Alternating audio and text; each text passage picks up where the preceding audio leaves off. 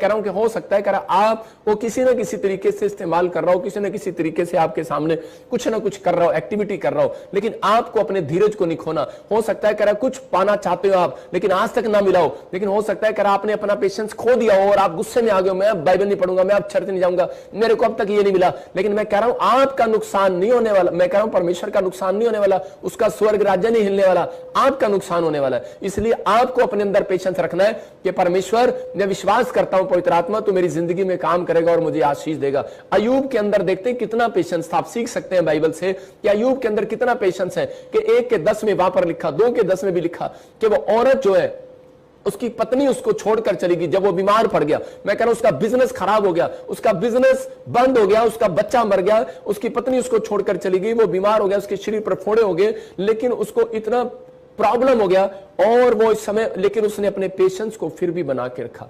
मैं कह रहा हूं कि आज हो सकता है कह रहा कि जब आप प्रार्थना करने बैठते हैं आपके बच्चे बाहर शोर मचा रहे होते हैं और आप कहते हैं क्या कर रहे हैं, मैं कह रहा आपका पेशेंस खराब हो जाता है। मैं कह रहा आप बाइबल पढ़ रहे होते हैं, आप कोई फिल्म चला देता है, कोई आवाज चला देता है, लेकिन आपका पेशेंस खराब हो जाता है। मैं कह रहा हूं कि आपको परमेश्वर से पेशेंस मांगना है। प्रार्थना और भक्ति जब तक व्यक्ति नहीं कर सकता जब तक आपके अंदर पेशेंस ना हो। हम देखते हैं बाइबल के अंदर गलातियों के 5 के 22 को पढ़ते कि वहां पर क्या लिखा, स्वर्ग जाने के लिए आपके अंदर पेशेंस जरूरी है। लिखा पर आत्मा का फल प्रेम, आनंद, शांति, लेकिन इसके अंदर एक फल लिखा धीरज। कह रहा अगर आपके पेड़ पर आपको सेब, चीकू, घर में सब कुछ मिले, मूली मिले, सलाद मिले, लेकिन अगर परमेश्वर को आपके अंदर कह रहा धीरज का फल नहीं मिला, मैं कह रहा हूं कि हो सकता नहीं है, हो चुका है।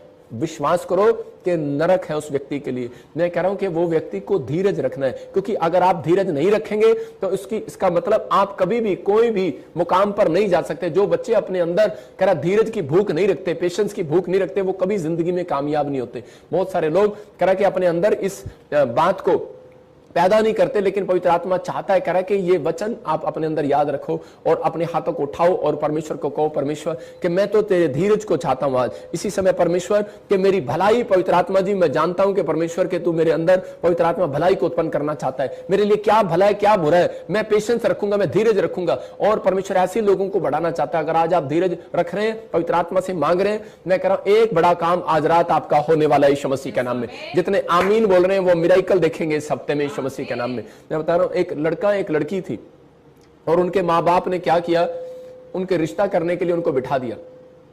और उसी समय जब वो रिश्ता करने के लिए सामने कमरे में बिठा दिए गए तो उसी समय लड़का और लड़की बड़े कंफ्यूज हो गए और डर गए और घबरा गए। कभी हम आज हमारा रिश्ता है तो हम क्या बात करें। उनके माँ बाप ने कहा कि आपस में एक दूसरे से सवाल कर लो बेटे और पूछ लो, अपनी लाइफ तुमने बितानी है। और जैसे ही वो सामने बैठे तो उसी समय उनके माँ बाप को पता था कि उनकी लड़की बड़ी गुस्से वाली है।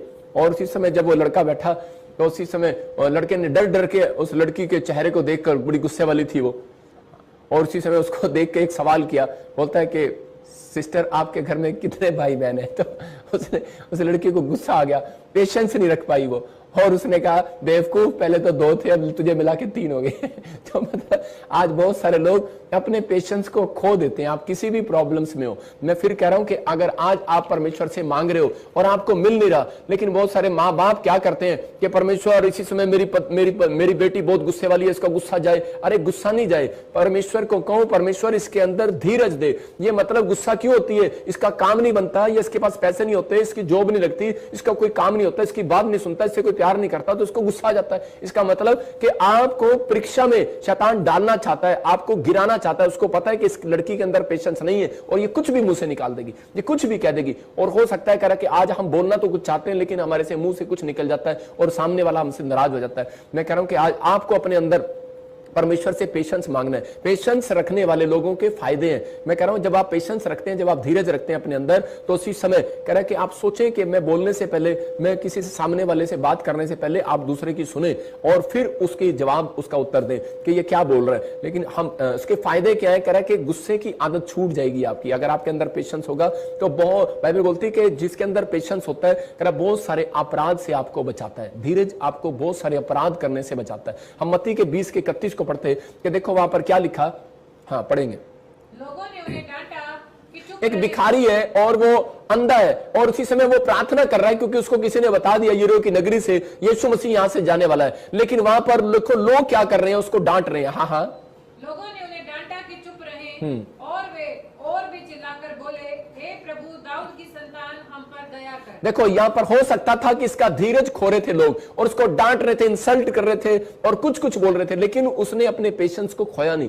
गुस्से में आ सकता था अंधा भिखारी, शराब दे सकता था उस व्यक्ति को, या फिर पत्थर उठा के मार सकता था, कुछ भी बोल सकता था, लेकिन ये अपनी लाचारी को देख रहा था और ये उस समय में विश्वास कर रहा था कि आज मुझे परमेश्वर मिला। इसको 3 सीक्रेट शायद मालूम होंगे कि विश्वास कर रहा है, अपनी प्रेयर पर भरोसा कर रहा है और पेशेंस करके बैठा है कि नहीं, मैं जो पवित्र आत्मा से मांगूंगा और उसी समय परमेश्वर मेरी जिंदगी में काम करेगा, मैं धीरज रखूंगा। ये मुझे झूठ बोल रहे हैं कि परमेश्वर यहां से चला गया, यीशु मसीह यहां से चला गया। उस व्यक्ति ने उसको कहा कि यीशु मसीह तो तेरे पास से निकल गया, तू तो अंधा है, मैं अपनी खुली आंखों से देख रहा हूं। लेकिन उसके पेशेंस ने, उसको यकीन ने पवित्र आत्मा को वापस आने के लिए मजबूर कर दिया। यीशु मसीह वापस आया उस स्थान पर। याद रखना, जिन लोगों के अंदर पेशेंस होता है, हो सकता है आज आपकी नौकरी ना लगी हो सकता है कि आज आपके पास एक भी औलाद ना हो सकता है आज आपके पास एक भी फैक्ट्री ना हो, आपका एक भी काम ना बनाओ, आपकी रिफ्यूजल लगी हो, लेकिन याद रखना कि परमेश्वर पेशेंस रखने वालों के घर एक रात फिर वापस आने वाला है यीशु मसीह नासरी के नाम में। आपके आज रात काम फिर से बनाने वाला है यीशु मसीह के नाम में।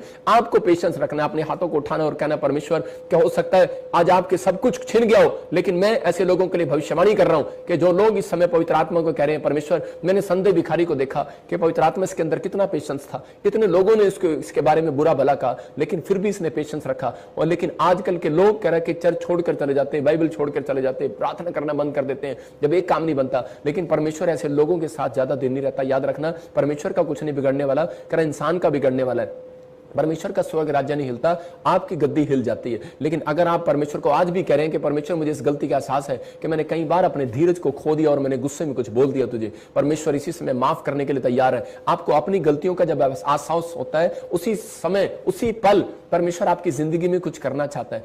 देख रहा था, एक व्यक्ति था, एक विश्वासी था, और उसने एक लोन लिया अपनी लड़की के लिए और उसको बाहर फौरन भेजा, और उसने लोन लिया, मकान बनाया, उसने लोन लिया और गाड़ी ली, और उसी समय लॉकडाउन हो गया और लॉकडाउन के अंदर उसका बिजनेस चौपट हो गया और वो उसी समय बर्बाद हो गया और प्रॉब्लम आ गई। और उसी समय जब उसको प्रॉब्लम आई तो उसी समय के वो और उसी समय उसकी पत्नी, उसके बच्चों ने चर्च जाना बंद कर दिया और प्रार्थना करना बंद कर दिया। बोलते कि क्या मिला हमें, क्या फायदा हुआ हमारी जिंदगी में, कि हमारा नुकसान हो गया, हमारे साथ ये हो गया। लेकिन उसने फिर भी पेशेंस रखा। उसने अपने बच्चों को कहा, बेटे तुम परमेश्वर की सामर्थ को नहीं जानते, परमेश्वर भला परमेश्वर है, वो सामर्थी परमेश्वर है, वो पेशेंस रखने वालों का परमेश्वर है। जब आप धीरज रखते हैं तो परमेश्वर काम करता है। और एक दिन क्या हुआ कि वो काफी समय में, मतलब कि वो फिर भी प्रार्थना करता रहा, और बैंक ने जो उसने अपने बैंक में जमीन रखी थी, लोन पर गिरवी रखी थी, जिससे उसने लोन लिया था, और थोड़े दिन के बाद गवर्नमेंट ने उस जमीन को रिक्वायर कर लिया और वहां से सड़क निकाल दी और उसको उसका 7 करोड़ रुपया मिला। 5 करोड़ बैंक ने उसका वापस कर दिया 2 करोड़ रुपया काटकर। और उसी समय उसने अपनी पत्नी और अपने बच्चों को बताया, देखो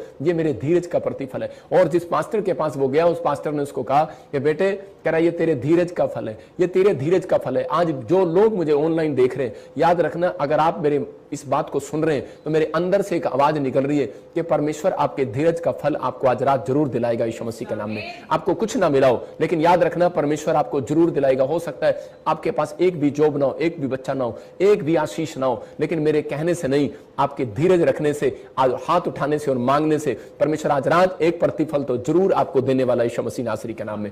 अगर आप इस बात को समझ रहे हैं कि अंधे भिखारी ने धीरज रखा, अय्यूब ने धीरज रखा, और इन लोगों ने चंगाई को पाया, इन लोगों ने बरकत को पाया, धन को पाया, हर चीज को पाया, आशीष को पाया। आज मत्ती की किताब में हम 15 के 22 और 24 में देखते हैं, वहां पर देखो क्या लिखा। एक कनानी स्त्री थी और उसकी लड़की में दुष्ट आत्मा की प्रॉब्लम थी, और उसी समय वो बीमार थी, और वो जब यीशु मसीह के पास लेकर गई तो उसी समय देखो क्या लिखा। उस प्रदेश से कनानी स्त्री निकली और चिल्लाकर कहने लगी, प्रभु दाऊद की संतान मुझ पर दया कर, मेरी बेटी को दुष्ट आत्मा बहुत सता रही है। लेकिन उसी समय यीशु मसीह का क्या उत्तर है, अगले वचन में देखो कि 24 में, कि यीशु मसीह वहां पर उसको कह रहा है कि उसने उत्तर दिया, इजराइल की घराने की खोई हुई भेड़ों को छोड़ मैं किसी के पास भेजा नहीं गया।